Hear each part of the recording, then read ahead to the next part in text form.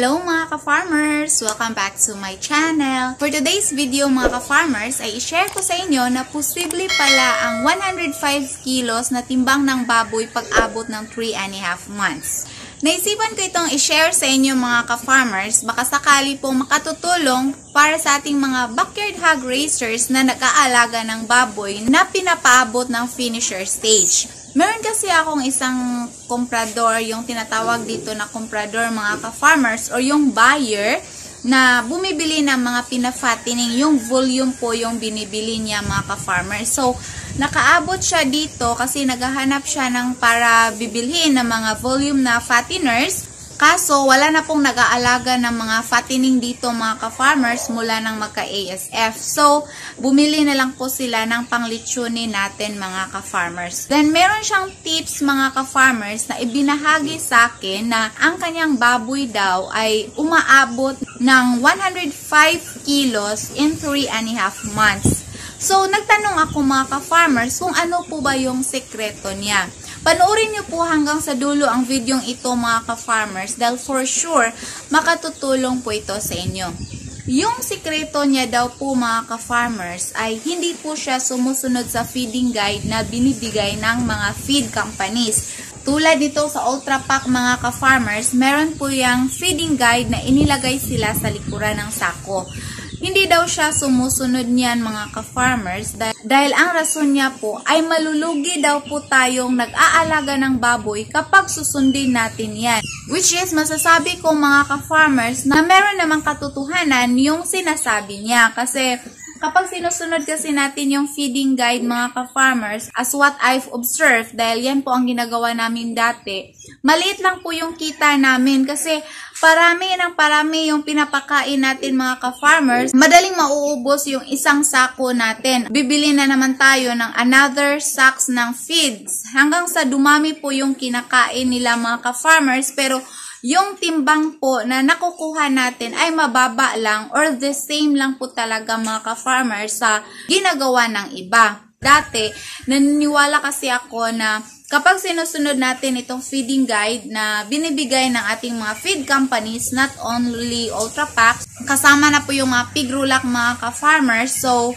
makakakuha ka talaga ng mataas na timbang ng baboy. Oo nga, makakakuha ka nga ng mataas na timbang ng baboy mga ka-farmers pero mataas po yung expenses natin sa feed. So, tinanong ko po siya mga ka-farmers kung ano po yung sekreto niya. So, yung technique niya ay sa 10 baboy mga ka-farmers ay mag-spend lang po siya ng 7 sacks. So, 7 sacks na starter, 7 sacks na grower at 5 sacks na finishers. So, ang ginagawa niya mga ka-farmers ay unlimited feeding. So, pakain lang po siya ng pakain hanggang mauubos po yung allocated na dami ng feeds na ipapakain niya, yung 7 sako mga ka-farmers at 5 sacks sa finisher stage.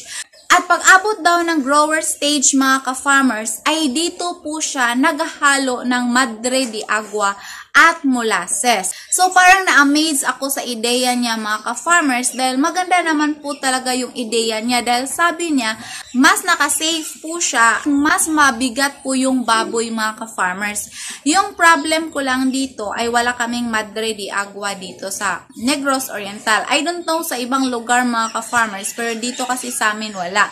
So para sa ating mga kapatid na backyard hog raisers, kung meron po kayong madre de agua mga ka-farmers, yan daw po ay ihalo niya sa commercial feed. Pati yung molasses mga ka-farmers, inihalo daw po yung tatlo, yung commercial feeds, yung madre de agua, tinatadtad niya po yung madre de agua mga ka-farmers at hinaluan niya po ng molasses. Isang container lang daw po ng molasses yung budget niya mga ka-farmers para sa 10 baboy at mabigat po talaga yung timbang. Pag abot daw po ng 3.5 months ay meron na siyang nagtimbang ng 105 kilos at malaki na po yung kikitain pag sa ganyan mga ka-farmers. At kada pakain niya sa kanyang mga baboy mga ka-farmers ay naghahalo po siya ng kaunting King's Vita Plus, which is masasabi ko talaga na maganda naman ang King's Vita Plus mga ka-farmers. I'm not promoting this product pero maganda po talaga talaga siya sa mga pina-fattening na baboy.